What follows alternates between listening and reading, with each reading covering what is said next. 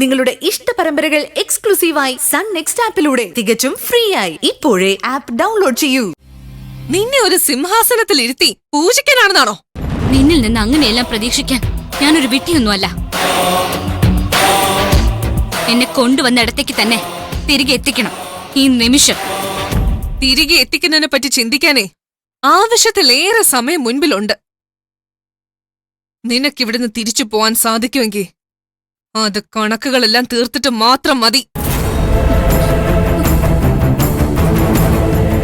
നീ എന്റെ അച്ഛനെ തടവിലാക്കിയതും അക്കൗണ്ടുകളും സ്വത്തുക്കളും മരവിപ്പിച്ചതും കമ്പനിക്ക് മേൽ നീ കാണിക്കുന്ന വിക്രിയകളും എല്ലാം ഞാൻ എഴുതി തള്ളും. എന്നാ എന്തു പക വെച്ചോണ്ടാ നീ എന്റെ നന്ദനെ തട്ടിയെടുത്തത്? അനാവശ്യ നീ പറയുന്നത്. തട്ടിയെടുക്കാനും മാത്രം നന്ദൻ ജീവനില്ലാത്ത വസ്തുവൊന്നുമല്ല. ചിന്താശക്തിയും വിവേകമുള്ള മനുഷ്യനാണ്. ഞാൻ അവന്റെ പെണ്ണാണെന്ന് അറിഞ്ഞിട്ടും നീ അതിനൊരുങ്ങി. നീ അവന്റെ പെണ്ണാണെങ്കിൽ നന്ദൻ എന്തിനാ എന്നെ താലികെട്ടി സ്വന്തമാക്കിയത്? ഈ ചോദ്യം നീ നന്ദനോട് നേരിട്ട് ചോദിക്കണം. അവനോട് ചോദിക്കേണ്ട ആവശ്യമൊന്നുമില്ല. സ്വമേധയാ അവൻ ഇങ്ങനെ ചെയ്യില്ല. നീ അവനെ മയക്കി വശീകരിച്ച് നിസ്സഹായനാക്കി. ഞാൻ എന്തിനാ അങ്ങനെ ചെയ്യണം? എന്നെ വിവാഹം കഴിക്കണമെന്ന വാശി നന്ദനായിരുന്നു. കുടുംബങ്ങൾ ഒന്നായി തീരുമാനിച്ചാണ് ഞങ്ങളുടെ വിവാഹം നടത്തിയത്. നന്ദൻ നിന്നെ വിട്ടുകളഞ്ഞെങ്കിൽ അതിന് ഞാൻ എങ്ങനെ ഉത്തരവാദിയാവും? നീയാണ് ഉത്തരവാദി. നീ ഒരുക്കിയ മോഹവലയത്തിൽ നന്ദൻ പെട്ടുപോയതാ. ആ നാളുകളിൽ ഒന്നും തിരിച്ചറിയാൻ പറ്റാത്ത അന്ധനായി പോയതാ എന്റെ നന്ദൻ. നന്ദനെ പറ്റി നീ അങ്ങനെ പറയരുത്. എന്റെ ഭർത്താവാണ് നന്ദൻ. ഞങ്ങൾ തമ്മിൽ നല്ല മനപ്പൊരുത്തത്തോടെയാ ജീവിക്കുന്നത്. അത് വെറും താൽക്കാലികം മാത്രമാണ്. എന്തൊരു ചുരുങ്ങിയ കാലത്തിനിടയിൽ എത്ര വട്ടം തകർന്നതാണ് ആ ബന്ധം. അതിനെയാണോ നീ മനപ്പൊരുത്തം പറയുന്നേ? ഇടയ്ക്ക് ഞങ്ങള് പിണങ്ങിയിട്ടുണ്ടെങ്കിൽ അത് സൗന്ദര്യ പിണക്ക് മാത്രമായിരുന്നു. നീയേ ഒരു മൂഢ സ്വർഗത്തിലാണടി. ഇനി മുതൽ നീയും നന്ദനും ഒരുമിച്ച് വാഴാൻ പോകുന്നില്ല. അത് നീയല്ല തീരുമാനിക്കുന്നത്, ഞാൻ തന്നെയാണ് തീരുമാനിക്കുന്നത്. നീ നന്ദനെ വിട്ടു പോണം ഈ നിമിഷം മുതൽ. സാധ്യമല്ല. സാധ്യമാണ്. നന്ദനെ കൂടാതെ ജീവിക്കാൻ കഴിയുമെന്ന് നീ പലവട്ടം തെളിയിച്ചിട്ടുള്ളതാ. പക്ഷെ നന്ദനെ കൂടാതെ എനിക്ക് ജീവിക്കാൻ കഴിയില്ല. നന്ദനെ എനിക്ക് വിട്ടു തന്നിട്ട് നീ പോയിക്കോ. എന്നെയും നന്ദനെയും തമ്മിൽ എന്നേക്കുമായി വേർപിരിക്കണമെങ്കിൽ ഞങ്ങളിൽ ഒരാൾ മരിക്കണം. അതേ ഉള്ളൊരു മാർഗമെങ്കിൽ അത് തന്നെ സംഭവിച്ചിരിക്കും. ഞാനും നന്ദനും തമ്മിൽ ചേർന്നുള്ള യാത്ര ആരംഭിക്കാൻ പോവുകയാ. ലോകത്തിന്റെ അറ്റത്തോളം ആ യാത്ര തുടരും. ഞാനും നന്ദനും മാത്രമുള്ള യാത്ര. ആ ലോകത്തിലേക്ക് കടന്നു വരാൻ ഒരു ജീവിയെയും ഞാൻ അനുവദിക്കില്ല. ഈ ലോകത്തിൽ ജീവിക്കാൻ കഴിയുന്നില്ലെങ്കിൽ പരലോകത്തെങ്കിലും ഞങ്ങൾ ഒന്നിച്ച് ജീവിക്കും.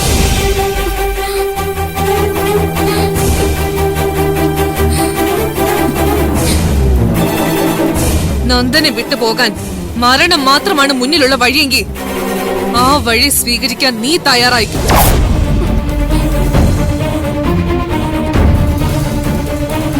അത്ര പെട്ടെന്നൊന്നും മരിക്കാൻ നിന്നെ ഞാൻ അനുവദിക്കില്ലടി. നീ മെല്ലെ മെല്ലെ ഇഞ്ചിഞ്ചായി മരിക്കും.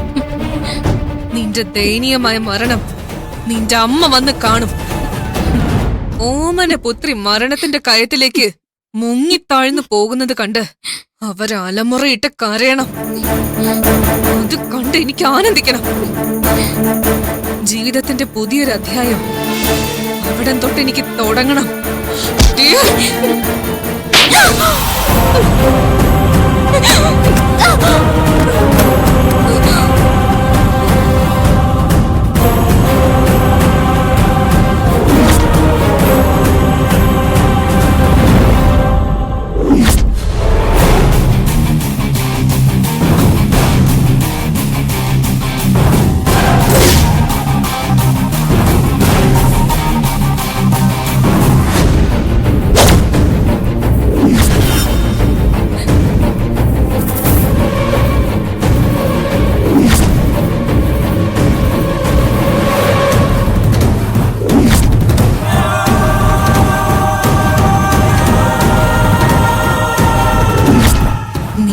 കാണാനിരിക്കുന്നതേ ഉള്ളൂ.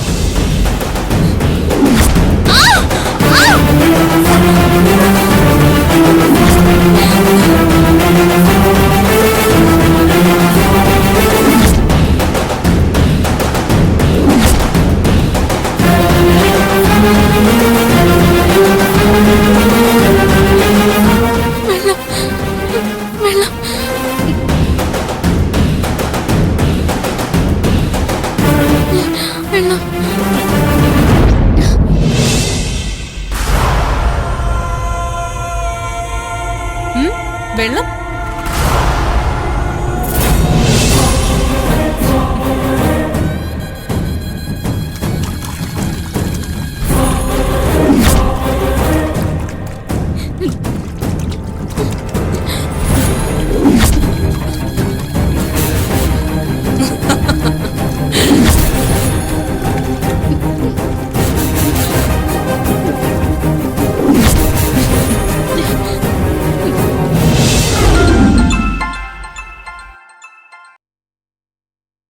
ദേവെന്താ ഡെയിലി വിളിക്കാന്ന് പറഞ്ഞിട്ട് ഇന്നലെ വിളിക്കാഞ്ഞ്?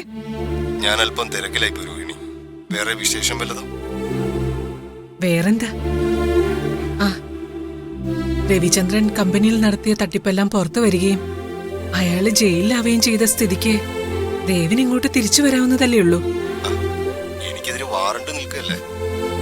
ആ കാര്യം സെറ്റിലാക്കാൻ കോടതിയിൽ റിട്ട് പിറ്റീഷൻ കൊടുക്കാന്ന് പറഞ്ഞിരിക്കുക ശരണ്യ. ആ കാര്യോർത്ത് ദേവിനി പേടിക്കൊന്നും വേണ്ട. എന്തായാലും പ്രശ്നങ്ങളൊക്കെ ഒന്ന് കലങ്ങി തെളിയട്ടെ, എന്നിട്ട് ഞാൻ വരാം. നന്ദൻ എന്ത് പറയുന്നു? നന്ദൻ അവന്റെ കമ്പനിയുടെ ആവശ്യത്തിന് വേണ്ടി ഹൈദരാബാദിൽ പോയിരിക്കുക. അവനങ്ങ് പോയതുകൊണ്ട് ശരണ്യ അവളുടെ വീട്ടിലേക്കും പോയി. അവൾ ഇന്നലെ വരേണ്ടതായിരുന്നു, കണ്ടില്ല. ഇന്നൊന്ന് വിളിച്ചു നോക്കണം. നീ ഇപ്പൊ അവിടെ ഒറ്റയ്ക്കാണല്ലേ? അല്ലാതെ എന്ത് ചെയ്യാനാ? എന്തായാലും ശരണ്യന്ന് വരുമല്ലോ. അപ്പൊ ശരി, ഞാൻ വിളിക്കാം. ശരി.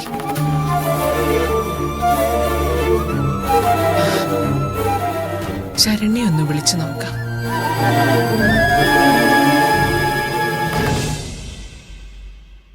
The number you are calling is not reachable. Please call again later.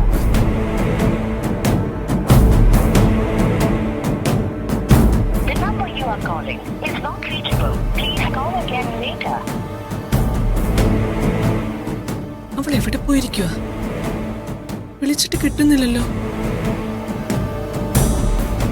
മുത്തശ്ശനെ ഒന്ന് വിളിച്ചു നോക്കാം.